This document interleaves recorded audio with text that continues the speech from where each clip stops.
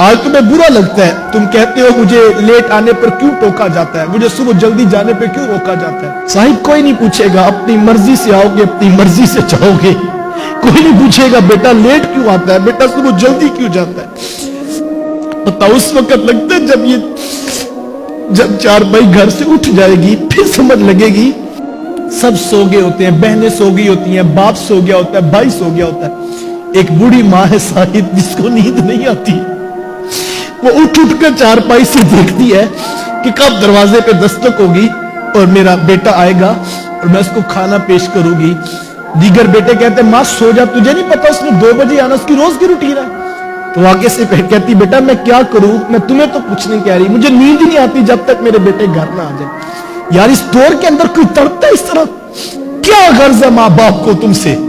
उन्हें कोई लालच नहीं साहिब, उनको सिर्फ बेटे की मोहब्बत चाहिए। कितने चाह से फोन करते हैं दोस्तों को कि आज आओ, आज बाहर बैठकर खाना खाने को जी कर रहा है। यार कभी फोन करके ये भी कहा है माँ आज ना खाना, आज मैं भी आऊंगा तो फिर इकट्ठे बैठकर खाएंगे।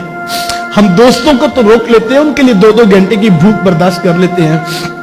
कभी अपने माँ बाप के साथ बैठकर खाना, फिर देखना तुम्हें कितनी रहमतें नसीब होती।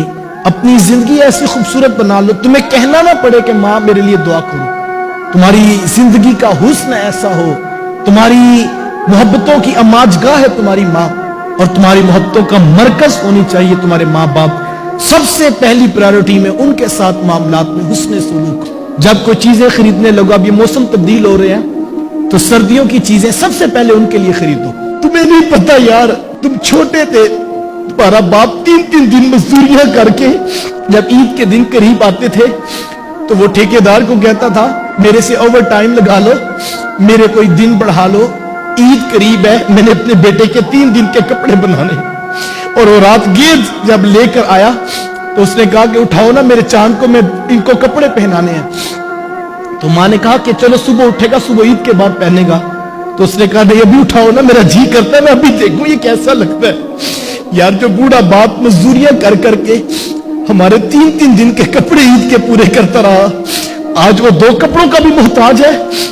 पहली प्रायोरिटी में जब तनख्वाह मिले, जब आमदन हो शुरू, अपने माँ बाप की जरूरियात पे खर्च करो, उनके अच्छे कपड़ों का बंदोबस्त करो, उनकी अच्छी खुराक का बंदोबस्त करो, उनकी दवाई और उनकी अद्वियात का ख्याल रखो, और अपनी दौलत को अपने माँ बाप के ऊपर कुर्बान कर दो। ये वो वजीफा है बरकत का। यकीन जानिए कि जो इन राहों पे खर्च करते हैं अल्लाह ताला उनको इतनी बरकत देता है, इतनी बरकत देता है। तुम इस पर अमली तौर पर काम करके देखो, उनको क्या तड़प होगी, उनको कोई तलब नहीं होती, उनको कोई तलब नहीं होती साहिब। ये तुमने अपने हिस्से में उनको देकर अपनी आमदन में बरकत का वजीफा शामिल करना है। कितना अच्छा हो कि हमारे रवैये में नरमी आ जाए, हमारे लहजे में अदब आ जाए, एहतराम आ जाए। हम घर जाए तो हाथ छोड़कर माँ के कदमों में बैठ जाए, हम बाप के पांव पकड़कर बैठ जाए कि अब्बा जी मैं भूला था, मुझे नहीं पता था, मैं सारी गुस्ताखियां सारी गलतियां कबूल करता हूं, मुझे माफ कर दे। और आज माफी मांग लो, पता नहीं कल का सवेरा तुलू हो या कि ना हो, आज उनको राजी कर लो।